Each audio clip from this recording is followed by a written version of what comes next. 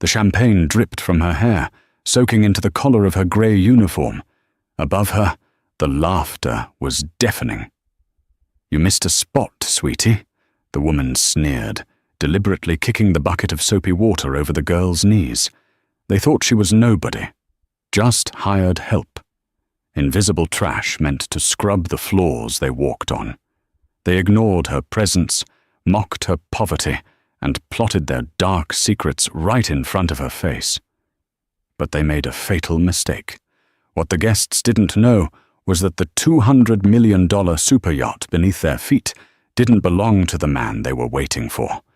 It belonged to the woman on her knees scrubbing the floor. And in exactly 2 hours, she wasn't just going to fire them. She was going to destroy them. The Mediterranean sun hung high over the harbor of Monaco, turning the water into a sheet of hammered sapphires. The marina was a parking lot for the 0.01%, a dense forest of masts, radar domes, and helicopter pads. But among the floating palaces, the obsidian pearl stood apart. 280 feet of jet-black hull and silver superstructure, it looked less like a boat and more like a predatory shark waiting to feed. Ella Sterling wiped the sweat from her forehead with the back of her wrist. Her hands, usually manicured and adorned with a simple gold band, were currently red and smelling of lemon detergent. "I told you, Maria, it's fine," Ella said, speaking into the small earpiece hidden by her messy bun. "Go lie down. If the nausea is that bad, you shouldn't be on your feet. I know how to polish a deck." "I am so sorry, Mrs. Sterling." The voice of the head stewardess crackled in her ear, thick with guilt. "The agency sent the replacement, but she is stuck at the border control. The guests..." Mr. Sterling said they arrive at 4:04 p.m. "It's 2:01 p.m. now," Ella soothed, scrubbing a stubborn spot of salt residue from the teak railing. She wore a spare grey uniform that was 2 sizes too big, bagging around her waist. She wore no makeup. Her iconic emerald eyes were hidden behind oversized, cheap sunglasses she'd found in the lost and found bin. "I find this relaxing, honestly. It clears my head before the merger talks. Just rest, Maria." Ella wasn't just the wife of Jacob Sterling, the tech and shipping magnate. She was the silent architect of his empire, a brilliant strategist who preferred the shadows to the spotlight. Today was supposed to be a celebration, the signing of the Cobalt deal. But fate, it seemed, had a sense of humor. She dipped her sponge into the bucket. The rhythmic scrubbing was meditative. Then, the sound of high heels clicking on the carbon fiber gangway shattered the peace. "My God," a shrill voice echoed. "It's bigger than I thought. Tacky color, though. Black? It screams nouveau riche villain, doesn't it?" Ella froze. They were early, 2 hours early. She kept her head down, turning her back slightly to the boarding area. She recognized that voice immediately. Vanessa Dupont, the daughter of a Parisian banking dynasty, a socialite known for 2 things: her impeccable fashion sense and her absolute venom toward anyone she deemed beneath her. She was also Jacob's ex-fiancée, a relationship that ended 5 years ago when she cheated on him with his brother. "Come now, Nessie," a male voice drawled. That would be Marcus Thorne, the CEO of the rival firm, North Star Logistics. He was the man Jacob was supposed to be partnering with. It screams power, something you're desperate to get back into. "Oh, shut up, Marcus," Vanessa laughed, the sound like breaking glass. "Jacob is still obsessed with me. Why else invite us to his private sanctuary? He wants to show off. He wants me to see what I missed. It's pathetic, really." Ella's grip on the sponge tightened until her knuckles turned white. "Obsessed with you?" she thought. "He invited you because your father controls the regulatory board we need for the shipping lanes." The footsteps stopped right behind Ella. "Excuse me," Vanessa said. Ella didn't turn initially. She was playing a dangerous game. If she turned around now, dressed in rags, scrubbing a floor. The humiliation would be legendary. Vanessa would feed on it for decades. "Did you hear? The great Ella Sterling cleans her own toilets." "Hey," Marcus barked, "the lady is speaking to you." Ella took a breath, composing her features into a mask of dull servitude. She adjusted the oversized sunglasses and turned, keeping her head bowed low. "Yes, madam," Ella whispered, affecting a slight accent. Vanessa towered over her, dressed in a white linen sundress that probably cost more than a mid-sized car. She held a glass of red wine. Where had she gotten that? The crew must have served them on the lower deck. "This gangway," Vanessa gestured with her free hand, looking at Ella with sheer disgust. "It's damp. I almost slipped. Is this how Jacob runs his ship? With incompetence? I am cleaning it now, madam. The sea spray." "I don't care about the sea spray," Vanessa snapped. She took a step closer, invading Ella's personal space. "I care about my Louboutins. Do you know how much these cost? More than you'll make in a lifetime of scrubbing, I'm sure." Marcus chuckled, lighting a cigar. "Easy, Nessie. Don't scare the help. She looks like a frightened rat." Ella bit the inside of her cheek. "A rat. Okay, Marcus. I'll remember that when we review the equity split." "I apologize," Ella mumbled. "I will dry it immediately." She reached for a chamois cloth. As she moved, her elbow bumped the bucket. It didn't spill, but the water sloshed loudly. Vanessa jumped back, as if a grenade had gone off. "You clumsy idiot!" she shrieked. "It didn't touch you," Ella said, her voice dropping an octave, the instinct to fight back bubbling up. "Don't you talk back to me," Vanessa hissed. Her eyes narrowed. She looked at the glass of expensive Bordeaux in her hand, then at Ella's kneeling form. A cruel smile played on her lips. "You missed a spot," Vanessa said softly. She tipped the glass. The dark red liquid cascaded down. It splashed over Ella's shoulder, soaking into the grey fabric of the uniform, staining the white collar blood red. It splattered onto the freshly cleaned teak wood. Ella gasped, the cold liquid shocking her skin. She looked up, her sunglasses slipping down her nose slightly. For a second, she thought Vanessa recognized her, but Vanessa was looking through her, not at her. To Vanessa, Ella was just furniture. "Oops," Vanessa giggled, covering her mouth with a perfectly manicured hand. "Now you really have something to clean. And make sure you get it out of the wood. Jacob hates stains." Marcus laughed, a deep, throaty sound. "Come on, Nessie, let's go find the bar. The service out here is terrible." They stepped around Ella as if she were a pile of trash. Vanessa's heel clipped Ella's shin, hard, but the socialite didn't even break stride. "Make sure that's spotless before the owner arrives," Marcus threw back over his shoulder. "He's bringing his wife. I hear she's an utter bore, but she's particular." "A bore and a prude," Vanessa agreed, her voice fading as they walked toward the main salon. "I give it 6 months before I'm back in the master cabin, and she's back in whatever trailer park he found her in." Ella remained on her knees as the automatic glass doors slid shut behind them. The wine dripped from her hair onto the deck. Slowly, Ella reached up and removed the cheap sunglasses. Her eyes were blazing with a cold, terrifying fire. "Trailer park," she whispered to herself, wiping a drop of wine from her cheek. She stood up. She could go downstairs, change into her Chanel suit, put on her diamonds, and march in there to fire them both. It would be satisfying. It would be quick. But as she looked at the red stain on the deck, a darker thought formed. They had arrived early to scheme. They thought the wife was a bore and a prude. They thought they were alone with the help. If she revealed herself now, she'd just be the angry wife. But if she stayed the maid, she would be the spy. Ella picked up the bucket. She wasn't going to change. Not yet. Ella moved through the service corridors of the Obsidian Pearl with the practiced ease of someone who had helped design the ship's layout. The crew quarters were soundproofed and separated from the guest areas, but the service doors were thin enough to hear through if you knew where to stand.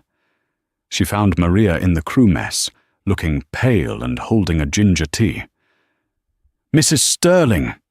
Maria tried to stand, horror washing over her face as she saw the wine-soaked uniform. "Oh my God!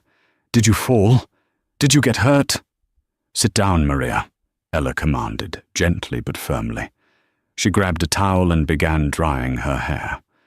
"I didn't fall. Our guests decided to christen me." "I will call security," Maria said, reaching for the wall phone. "Captain Henderson will throw them off the dock." "No," Ella stopped her hand. "No one throws them off. Not yet."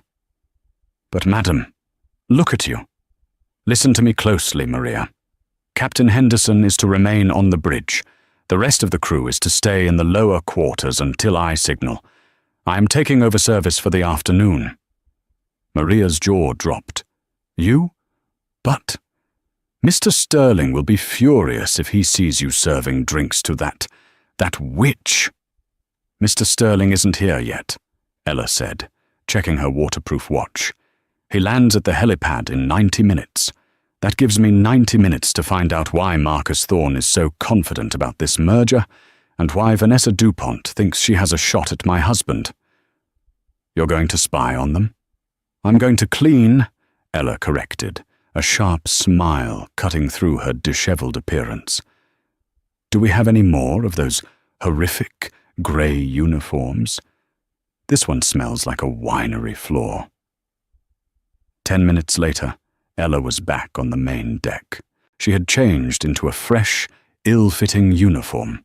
She had pulled her hair back even tighter, applying a smudge of dark eyeshadow under her eyes to look tired and haggard. She kept the sunglasses in her pocket, but put on a pair of reading glasses she found in the crew library, thick frames that obscured her high cheekbones. She entered the main salon. It was a masterpiece of interior design. Cream leather sofas, walls panelled in rare zebra wood, and floor-to-ceiling windows offering a panoramic view of Monaco. Vanessa and Marcus were lounging on the sofas. They had opened a bottle of Jacob's Private Reserve, a $5,000 bottle of scotch that Ella had bought him for their anniversary. Ella felt a spike of rage but pushed it down.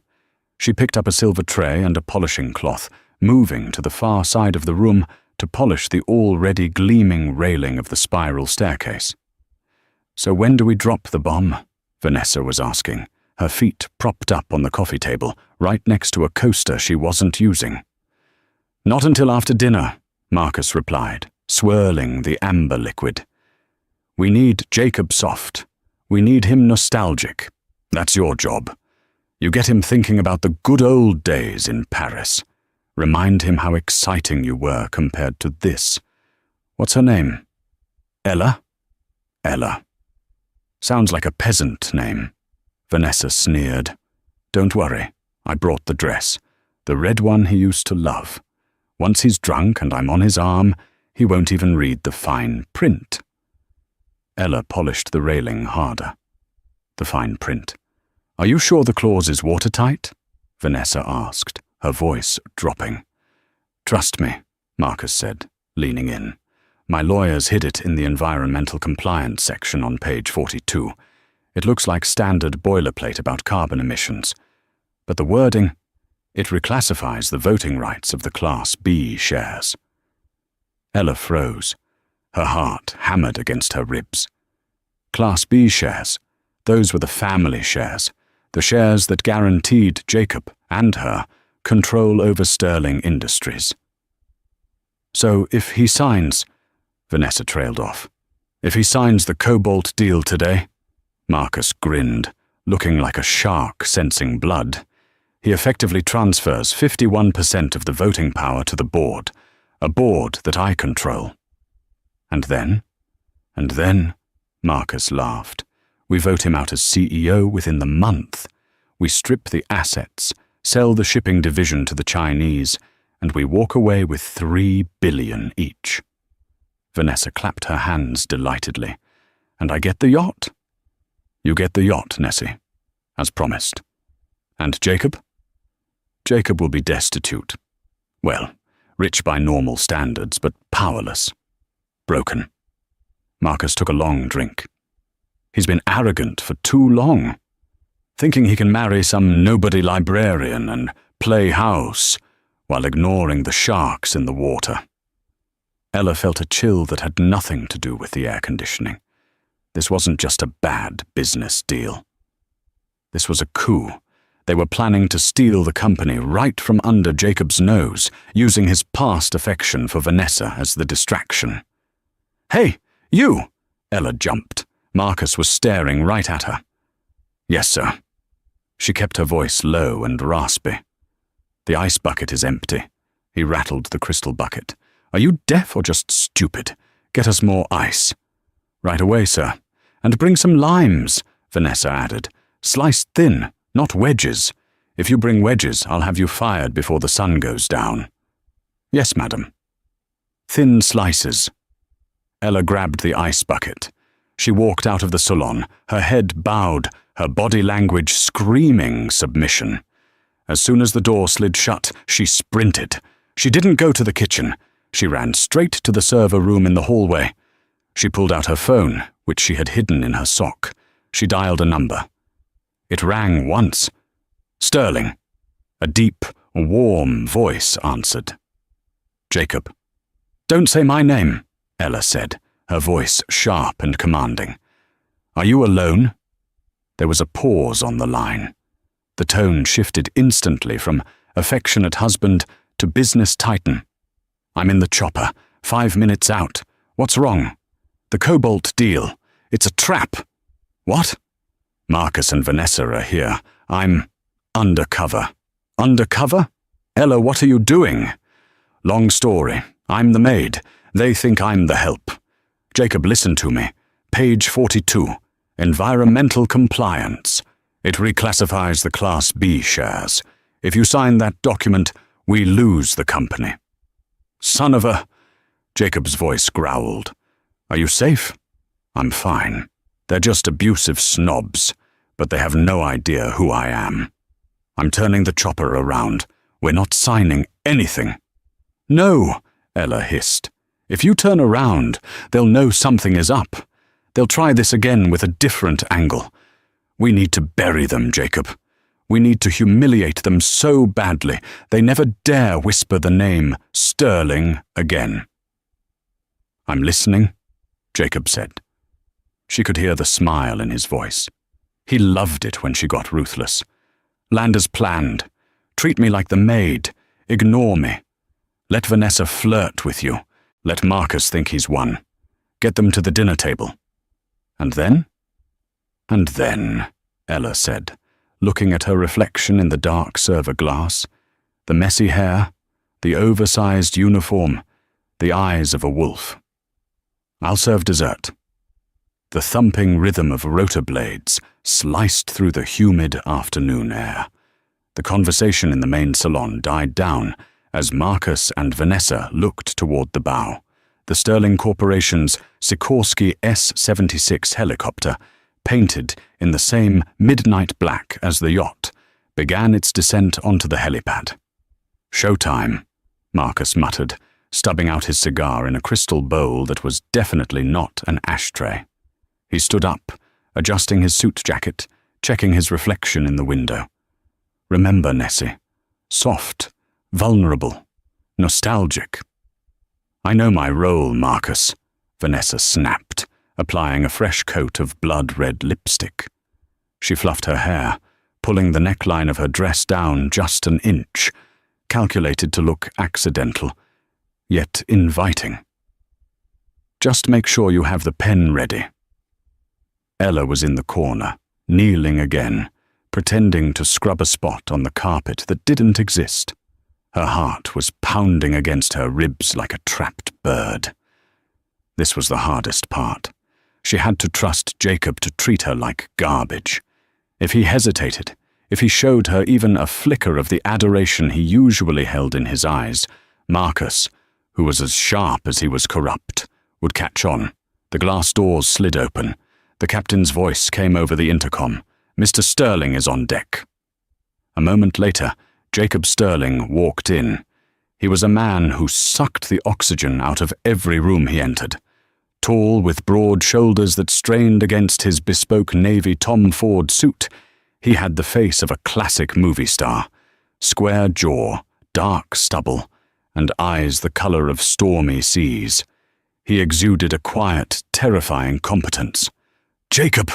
Vanessa cried out. She didn't walk. She glided across the room.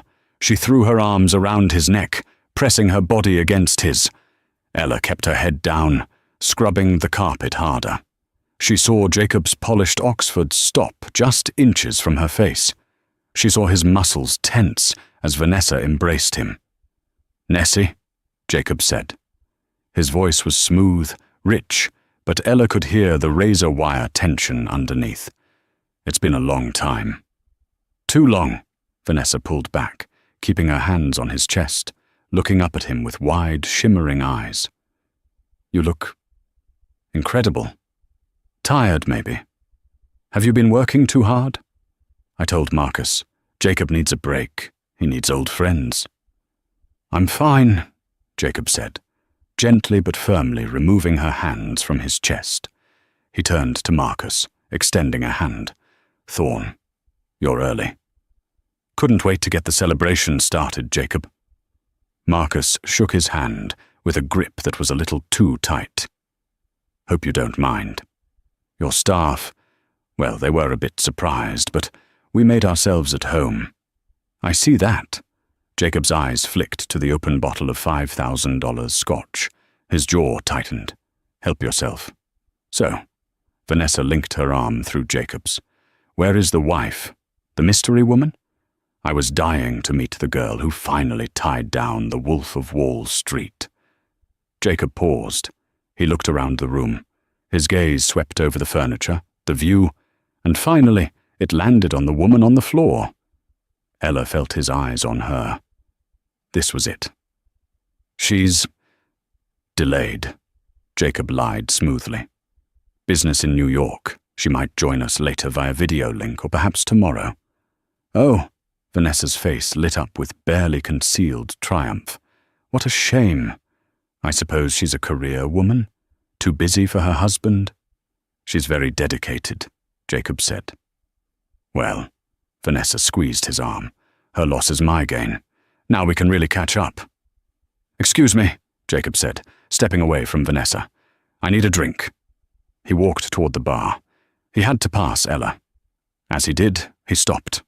"You," Jacob said. His voice was cold, unrecognizable. Ella stopped scrubbing. She didn't look up. "Yes, sir?" "This carpet," Jacob gestured vaguely. "It's a disgrace. Why are you scrubbing it while guests are present? You should have finished this hours ago." Ella's heart broke a little, even though she knew it was an act. He was good. Too good. "I apologize, sir," she whispered. "There was a spill." "A spill?" Jacob scoffed. "Clumsy. Just like the rest of the agency hires. Get up. Get out of here. Go help in the kitchen. You're an eyesore." "Jacob," Vanessa giggled, walking over. "Don't be so harsh. She's clearly doing her best, even if her best is, well, lacking. She actually spilled water on me earlier. Can you believe it?" Jacob looked at Vanessa, then down at Ella. "Did she?" "Ruined the mood completely," Marcus added, pouring himself another drink. "Honestly, Jacob, with the merger, we can help you upgrade your staff. I have a great agency in London. None of this local rabble." "Get out!" Jacob barked at Ella. "Now!" Ella scrambled to her feet, grabbing her bucket. She kept her head down, rushing toward the service door. As she passed Jacob, she felt a tiny, almost imperceptible brush of his fingers against her hand. It was a signal. I'm sorry. I love you. Stay with me.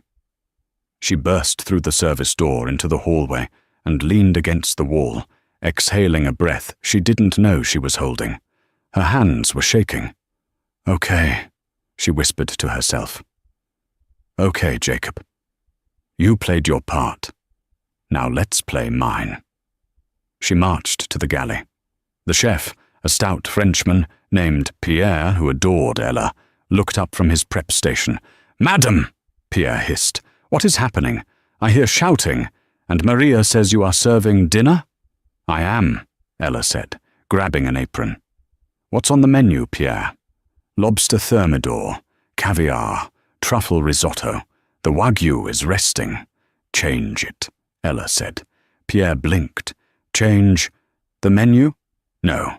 Ella's eyes narrowed. Keep the menu. Change the presentation. I want the Wagyu perfect. But for the sauce, Pierre, do we have that Carolina Reaper extract Jacob bought for the chili challenge last year? The liquid fire? Pierre looked horrified. Madame, that is dangerous. Just a drop, Ella said, wicked grin forming. In Marcus's au jus, just enough to make him sweat, enough to make him uncomfortable. And for Vanessa, Ella scanned the kitchen. She saw a bowl of garnish, heavy on the garlic for her risotto, Ella said. She's trying to kiss my husband. Let's make sure her breath ensures he doesn't want to. You are terrible, Pierre grinned, reaching for the garlic. I love it. And Pierre, one more thing. I need the wine list. They're drinking the 82 Latour. Yes, madam. Decant it, Ella said, but fill the bottle with the supermarket table wine the crew uses for cooking. Let's see if their refined palates can tell the difference. The sun began to set, painting the sky in hues of violet and burnt orange. The aft deck was set for dinner. Crisp white linens, heavy silver cutlery, and crystal glasses that caught the dying light. Ella had transformed again. She had found a uniform that was slightly better fitting, but she had messed up her appearance further.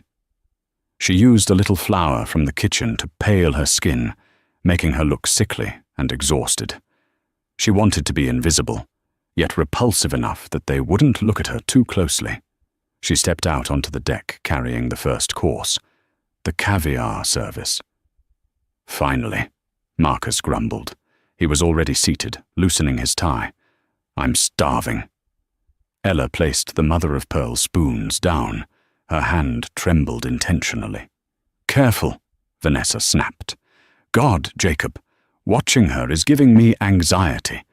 Can't you send her away and have the steward serve us? The steward is indisposed, Jacob said, taking a sip of his water. He looked at Ella with a look of pure boredom. Just put it down and go. Yes, sir. As they ate, the conversation turned to business, or rather, the manipulation of business. You know, Jacob, Marcus began, spreading caviar onto a blini. The market is volatile right now. North Star offers you stability. This merger, it's not just business, it's a lifeline. I wasn't aware I was drowning, Jacob said dryly. Not drowning, Vanessa interjected, reaching across the table to touch Jacob's hand. Drifting. You've been drifting since I left. I can feel it. You need an anchor. Ella, standing by the service station 10 feet away, felt a surge of nausea. The audacity. Perhaps, Jacob said, pulling his hand away to reach for his wine. And this contract provides that anchor? Absolutely, Marcus said. He reached under his chair and pulled out a thick leather folder. He placed it on the table. It landed with a heavy thud. The Cobalt deal. It merges our logistics networks. We take over the operational headache. You keep the title of chairman, and you get to spend more time on this beautiful boat. With whoever you choose. He winked at Vanessa. And the terms? Jacob asked, eyeing the folder. My lawyers have looked it over? Of course, Marcus lied smoothly. Standard revisions. We cleaned up some language about liabilities. Nothing that changes the structure. What about the voting rights? Jacob asked. Ella held her breath. This was the test. Marcus didn't blink. Unchanged. You remain majority shareholder. Class A shares are untouched. He's lying by omission, Ella thought. He didn't mention the Class B reclassification. Sounds promising, Jacob said. He didn't open the folder. He just let it sit there, a ticking time bomb between the salt and pepper shakers. Let's sign it after the main course, Vanessa cooed. Celebrate properly. But first, more wine? This Latour is divine. Ella stepped forward with the decanter of cooking wine. Allow me, madam, she croaked. She poured the cheap red liquid into Vanessa's glass. Vanessa swirled it, took a deep sniff, and closed her eyes theatrically. Vanessa moaned. You can really taste the oak, the complexity. Jacob, you simply have the best taste. Jacob took a sip from his own glass. He paused. He looked at Ella. His eyes crinkled at the corners. He knew. He recognized the $5 La Swill immediately. It has a robust finish, Jacob said, fighting back a laugh. Distinctive, Marcus agreed, knocking back half the glass. Earthy. Ella retreated to the shadows, biting her lip to keep from laughing. They were frauds. Total frauds. Main course, Jacob signaled. Ella went to the kitchen and returned with the plates. She placed the Wagyu beef in front of Marcus. The sauce was dark, rich, and spiked with enough capsaicin to incapacitate a horse. She placed the risotto in front of Vanessa. The garlic aroma was potent, masked slightly by the truffle oil, but waiting to strike. Bon appétit, Ella whispered. She stepped back to watch the fireworks. Marcus cut a large piece of the beef, swirled it in the sauce, and put it in his mouth. He chewed. He swallowed. For 3 seconds, nothing happened. Then Marcus's eyes widened. His face went from flush to bright red. He coughed, reaching for his wine. Is everything okay? Jacob asked, cutting his own steak, which Ella had ensured was spice-free. It's spicy, Marcus wheezed. Very bold seasoning. Chef Pierre is experimenting with Peruvian fusion, Jacob improvised. Too much for you, Thorne? I thought you liked a challenge. No, Marcus gasped, chugging the cooking wine, which only made the burn worse. It's delicious, just unexpected. Sweat began to bead on Marcus's forehead. He was suffering, but his ego wouldn't let him stop. He took another bite. Meanwhile, Vanessa was digging into her risotto. So, Jacob, she said between bites. I was thinking, after the signing, maybe we could take the yacht to Saint-Tropez. Just the two of us? Like the old days. Saint-Tropez is crowded this time of year, Jacob said. We could stay on the boat, Vanessa smiled. I miss us, Jacob, I really do. Leaving you was the biggest mistake of my life. Was it? Jacob asked, leaning back. I thought sleeping with my brother was the mistake. The table went silent. The only sound was the wind and Marcus wheezing. Vanessa froze. Her fork hovered halfway to her mouth. She lowered it slowly. We were young, Vanessa whispered, her voice trembling with rehearsed emotion. I was confused. I felt neglected. You were always working. He was there. But it meant nothing. You know that. It broke the family, Jacob said flatly, and I've lived with that guilt every day. Vanessa's voice rose. Tears, possibly real, likely fake, welled in her eyes. That's why I'm here, not just for the deal, but to fix us, to heal. She reached for his hand again. Sign the deal, Jacob. Let Marcus handle the business. Let's just be us. Free. It was a compelling performance. If Ella didn't know better, She might have bought it. "I need a pen," Jacob said abruptly. Marcus, despite his burning tongue, brightened instantly.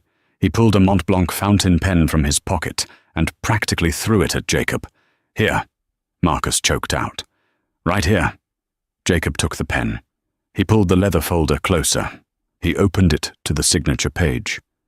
Ella took a step forward. The instinct to stop him was overwhelming. What if he signs it? What if he actually believes her? What if he's tired of fighting? Jacob hovered the pen over the paper.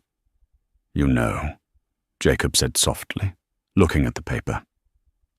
"There's just one thing." "What?" Marcus asked, leaning in, sweat dripping down his nose. "I never make a decision this big without consulting my partner." "Partner?" Vanessa frowned. "But you're the chairman. You don't have a partner." "I do," Jacob said. He looked up. He looked past Vanessa, past Marcus. He looked directly at Ella. "Maid," Jacob called out. "Come here." Ella froze. The air on the deck seemed to vanish. "Me, sir," she squeaked. "Yes. You. Come here." Ella walked slowly to the table. She stood next to Jacob. Vanessa looked up at her with utter disdain. "What are you doing, Jacob?" Vanessa hissed. "Why are you talking to the help?" "This woman," Jacob said, gesturing to Ella with the pen. "She's been listening all afternoon, hasn't she?" "She's a servant," Marcus scoffed. "She doesn't understand a word of this." "Oh, I wouldn't be so sure," Jacob said. He turned his chair slightly to face Ella. His face softened. The mask dropped. The love in his eyes returned, bright and burning. "What do you think, Ella?" Jacob asked, his voice gentle. "Should I sign it?" Vanessa dropped her fork. It clattered loudly against the china. "Ella?" Vanessa whispered. She looked at the maid, the messy hair, the oversized clothes. Then she looked at the eyes, the emerald green eyes she had mocked earlier. Ella slowly reached up. She pulled the reading glasses off her face and tossed them onto the table. She reached behind her head and pulled the pin from her messy bun. Her hair, dark and lustrous, cascaded down her shoulders. She straightened her back. She wasn't the hunched servant anymore. She was a queen. Ella looked down at Vanessa, whose face was draining of color. "I wouldn't sign it, darling," Ella said, her voice crystal clear, shedding the accent, vibrating with authority. "Especially not page 42. The environmental compliance clause is a little sticky. Don't you think?" Marcus choked. He actually choked. He grabbed his napkin, coughing violently. "You," Vanessa stammered. You're the boar?" Ella suggested, a shark-like smile spreading across her face. "The prude? The trailer park trash?" Ella picked up the glass of Latour from the table, Vanessa's glass. She swirled it. "Actually," Ella said, "I'm the majority shareholder of the holding company that owns the Class B shares. Jacob can't sign them away even if he wanted to, because they belong to me." She tipped the glass. For the second time that day, red wine cascaded through the air. But this time it didn't hit the floor. It splashed directly into Vanessa's lap, soaking the white linen dress in an expanding pool of purple. "Oops," Ella said, her voice dripping with ice. "I missed a spot." The silence that followed Ella's revelation was heavy, broken only by the soft lapping of the Mediterranean waves against the hull. Vanessa stared down at her ruined white dress, the red wine spreading across her lap like a gunshot wound. Her mouth opened and closed like a fish pulled from the water. "You," Vanessa finally sputtered, her voice shrill and cracking. "You did that on purpose. You crazy Sit down!" Jacob's voice cracked like a whip. He hadn't raised his voice, but the authority in it was absolute. "You are speaking to the chairwoman of the Sterling Family Trust. You will show respect." Marcus, still wiping sweat from his forehead with a linen napkin, looked between Jacob and Ella. The realization was dawning on him, slow and horrifying. He had just insulted, belittled, and attempted to defraud the one person who held the keys to the kingdom. "So," Ella said, pulling out the chair next to Jacob and sitting down. She didn't look at the guests. She looked at the table setting. She picked up a fresh napkin and placed it delicately on her lap. "Now that we've dispensed with the charade, let's discuss business." "Business?" Marcus laughed nervously. "Ella, Mrs. Sterling, obviously we got off on the wrong foot. A little role play? A joke? We have a sense of humor, don't we?" "A joke," Ella repeated flatly. She reached for a breadstick. "Is fraud a joke to you, Marcus? Is conspiracy to manipulate stock prices a joke?" "Now wait a minute." Marcus bristled, trying to regain his footing. "Those are serious accusations. This is a standard merger proposal." "Standard?" Ella raised an eyebrow. "I reviewed the document while I was scrubbing the floor behind you. Clause 14, Section B. It ties the voting rights to an offshore entity in the Caymans, an entity registered to a shell company called Vanguard Holdings." Marcus went pale. "You thought I wouldn't know Vanguard?"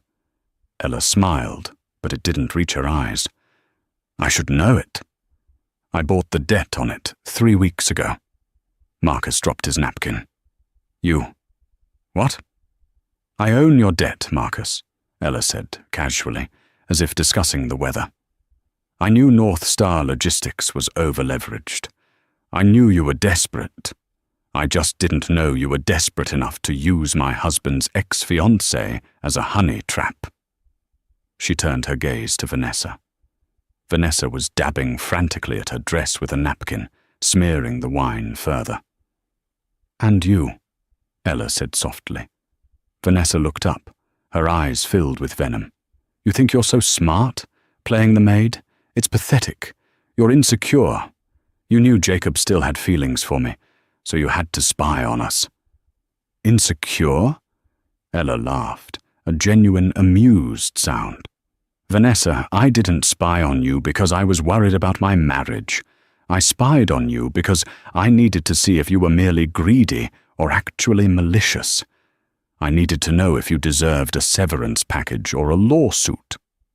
"I don't need your money," Vanessa spat. "My father—" "Your father," Jacob interrupted, "is currently under investigation by the Regulatory Board. An investigation initiated by an anonymous tip about insider trading regarding the shipping lanes." Vanessa froze. "You, not me," Jacob pointed to Ella. Ella took a sip of water. "I didn't tip them off, actually. I just forwarded the email chains Marcus sent you last week. You really shouldn't use your personal email for corporate espionage, Vanessa. It's sloppy. Gmail retains everything." Vanessa slumped back in her chair, the fight draining out of her. The aroma of garlic from her risotto seemed to choke her now. "So here is the situation," Ella said, clasping her hands together. "There will be no merger. There will be no rekindling of old flames. In fact, as of 10 minutes ago, my legal team at Sullivan & Cromwell has filed a motion to block North Star from bidding on any government contracts for the next 5 years, citing unethical business practices." Marcus slammed his fist on the table. "You can't do that. That will bankrupt me." "You bankrupted yourself when you walked onto my ship and treated me like cattle," Ella said, her voice dropping to a terrifying whisper. "You judged me by my uniform. You mocked my work. You thought because I was cleaning, I was beneath you. You forgot the first rule of power, Marcus. Never assume you're the smartest person in the room." "Jacob," Marcus pleaded, turning to the man he had tried to destroy. "We've known each other for 20 years. Are you going to let her do this?" Jacob looked at Marcus. Then he looked at Ella. He reached out and took Ella's hand, kissing the knuckles which were still red from the scrubbing water. "My wife," Jacob said, "is being generous. If it were up to me, I'd have thrown you overboard by now." The sun had fully set, leaving the sky a bruised purple. The deck lights of the Obsidian Pearl clicked on, bathing the yacht in a soft, golden glow that felt miles away from the grim reality Marcus and Vanessa were now facing. "Get off my boat," Jacob said. We have the helicopter," Vanessa stammered, standing up. She tried to pull her dress down, but the wet, red stain clung to her legs. She looked like a disaster. "The helicopter is for guests," Ella corrected. "You are trespassers." "You can't be serious," Marcus said. "It's a 3-mile walk back to the main road. We're in the private marina. There are no taxis allowed in here." "I suggest you start walking then," Ella said. "The gates close at 10:00 p.m. If you hurry, you might make it before the guard dogs are let out." "This is insane!" Vanessa shrieked. "I am wearing Louboutins." "And I was wearing a polyester uniform that was 2 sizes too big," Ella countered. "We all make fashion choices. Live with yours." Ella snapped her fingers. From the shadows, 4 large men in security uniforms stepped forward. They weren't the polite, smiling crew members. These were the ex-military security detail Jacob kept for high-risk zones.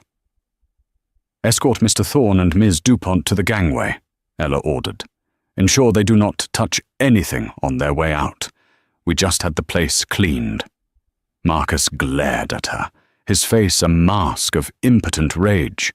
He opened his mouth to say something, perhaps a final threat, perhaps a curse. But he looked at the security guards and thought better of it. He grabbed his jacket. "Come on, Vanessa," he muttered. They were marched through the main salon, the same salon they had entered like conquering kings just hours before. Now they walked with their heads down. As they reached the aft deck, the entire crew was waiting. Maria, the head stewardess, stood at the front. Next to her was Pierre, the chef, wiping his hands on a towel. The deck hands, the engineers, even the laundry staff. They were lined up in 2 rows, creating a gauntlet leading to the gangway. They didn't say a word. They just watched. Vanessa had to walk past Maria. She hesitated. Vanessa started, looking at the woman she had almost vomited on earlier. Maria just stared at her, face impassive. "Goodbye, madam," Maria said. "Mind the step. It is freshly polished." Vanessa let out a sob of humiliation and hurried down the gangway, her heels clicking frantically on the carbon fiber. Marcus followed, his $5,000 suit looking rumpled, his face still red from the pepper sauce. He stopped at the bottom of the gangway and looked back up at the yacht. Ella and Jacob stood at the railing, looking down like monarchs on a balcony. "Oh, Marcus!" Ella called out. Marcus looked up, hope flaring for a second. "Yes?" "I'm sending you a bill," she said, her voice carrying over the water. "A bill?" "For the cleaning," Ella said. "That red wine is going to be a nightmare to get out of the teak. And the carpet, and the uniform. I'll have my accountant itemize it. Expect it Monday." Marcus turned around and walked away into the darkness of the marina. Vanessa was already hobbling ahead, taking off her shoes and walking barefoot on the asphalt, cursing with every step. Ella watched them disappear until they were just shadows in the distance. The tension that had held her upright for the last 4 hours finally snapped. She sagged against the railing. Jacob was there instantly, his arm around her waist, supporting her. "You okay?" he asked softly. "I hate them," Ella whispered. "I hate people who treat others like that. It's not about the money, Jacob. It's the entitlement, the cruelty." "I know," Jacob said. He kissed the top of her head. "You were amazing, by the way. Terrifying." but amazing. I felt like an imposter, Ella admitted. Scrubbing that floor, remembering where I came from. My mum used to clean houses like this. I remember how people looked at her, like she was furniture. You honor her, Jacob said. You honor her by being who you are, and by protecting what we built. Ella took a deep breath of the salty air. She looked down at her hands. They were dry, and she had broken a nail during the reveal. Jacob? Yeah? I'm still technically wearing the uniform. Jacob looked at her. The oversized grey dress, the messy hair, the smudge of flour on her cheek. You are, he smiled. And the guests are gone, she said. They are. And I believe, Ella smiled, turning to face him, that the master of the vessel owes the maid a very expensive dinner. I think, Jacob grinned, that the master of the vessel is going to give the maid a promotion. Monday morning in London was grey and drizzly, a stark contrast to the golden sunset of Monaco. In the glass-walled office of North Star Logistics, Marcus Thorne sat at his desk. The office was quiet. Too quiet. Usually by 9 a.m., his phone was ringing off the hook with deals, mergers, and ego-stroking calls from the city's elite. Today, the silence was deafening. His secretary buzzed in. Mr. Thorne, a courier package just arrived, marked personal and confidential, from Sterling Industries. Marcus swallowed hard. His throat still felt raw from the pepper sauce, a lingering reminder of his humiliation. Send it in. The envelope was thick, cream-colored, and heavy. He opened it with trembling hands. Inside was not a lawsuit, at least not yet. It was an invoice. Invoice 1001 from the Office of Ella Sterling. To Marcus Thorne, services rendered. 1. Removal of red wine stain. Teak decking, 4502. Replacement of staff uniform, ruined by guest negligence, $150 3. Disposal of substandard wine, improperly gifted, 54. Corporate espionage consulting. Lesson on why you shouldn't email conspiracies. $5,000 total due. $5,4700. Attached to the invoice was a photo. It was a high-resolution image taken from the yacht security camera. It showed Marcus, red-faced, sweating, with sauce on his chin, looking absolutely terrified, while Ella stood over him. At the bottom of the photo, a handwritten note in elegant cursive read, "We framed a copy for the boardroom. Payment due upon receipt."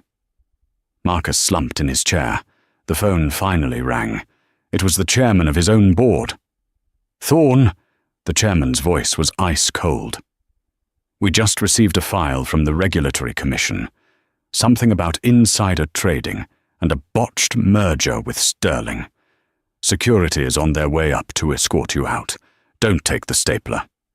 Across the channel in Paris, the fallout was different, but equally devastating. Vanessa DuPont walked into the L'Avenue restaurant, the hottest spot for the Fashion Week crowd. She was wearing a new dress, trying to project confidence. She spotted a table of her usual clique, socialites, heiresses, and influencers. "Darling," Vanessa called out, waving. The table went silent. Heads turned. Whispers started behind perfectly manicured hands. "Is that her?" Someone whispered, loud enough to be heard. "The one who threw wine at Ella Sterling? I heard Ella made her walk barefoot back to the highway. I heard she's broke. Daddy's accounts are frozen." The leader of the group, a countess named Isabel, looked at Vanessa with a pitying smile. "Oh, Vanessa, we're actually full. No room at the table. Perhaps the kitchen is hiring." Laughter rippled through the restaurant.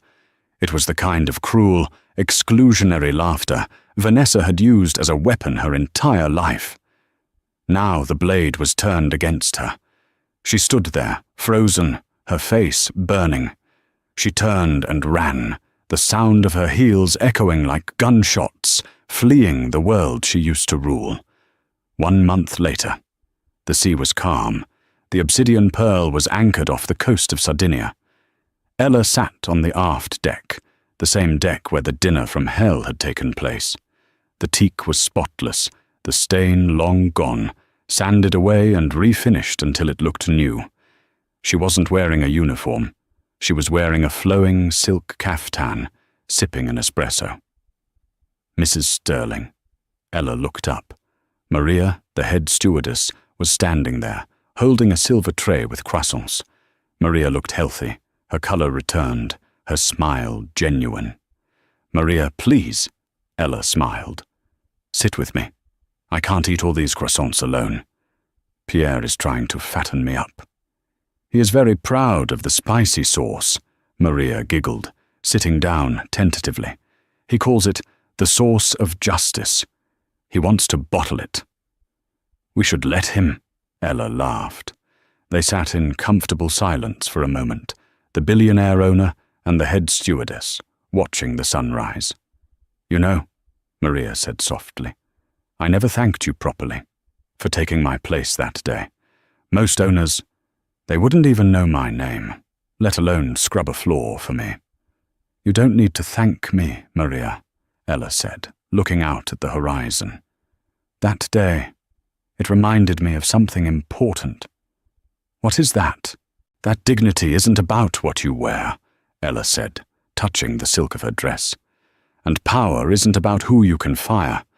Power is about who you can protect." Jacob walked out onto the deck.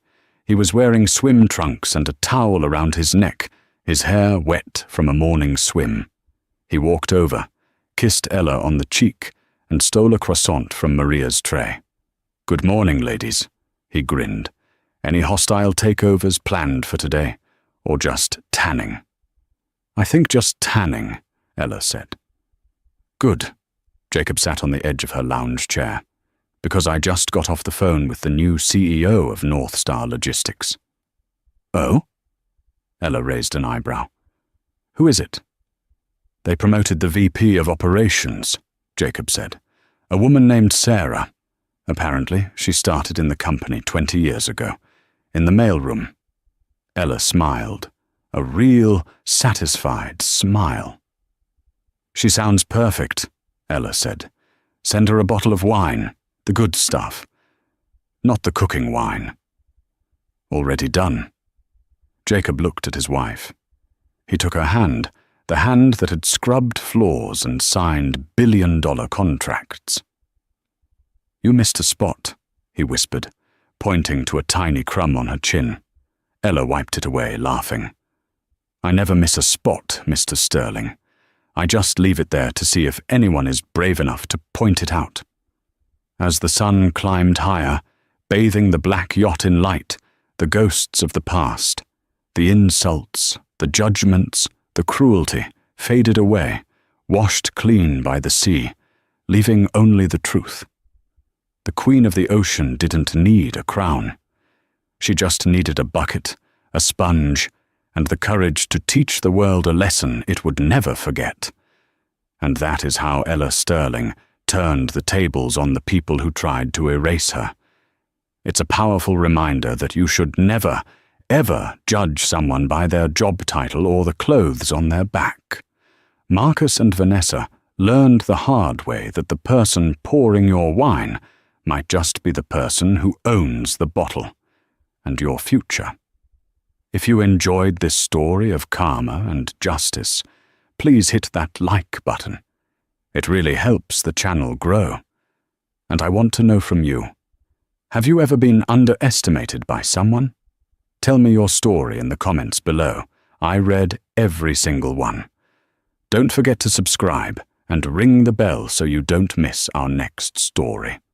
We have a thriller coming up next week about a CEO who goes undercover in his own factory, and you won't believe what he finds. Thanks for watching, and remember, be kind, because you never know who you're really talking to.